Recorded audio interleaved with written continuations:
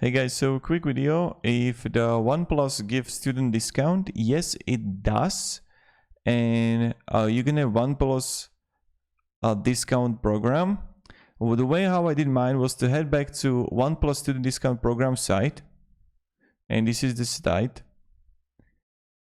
And then, selecting the phone from the options below, make sure the site says you're verified or it won't work. For my experience, I didn't need to enter a code or anything.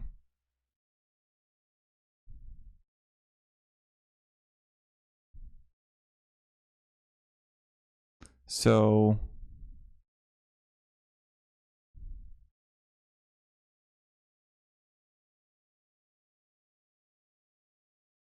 first, you're gonna have it right here.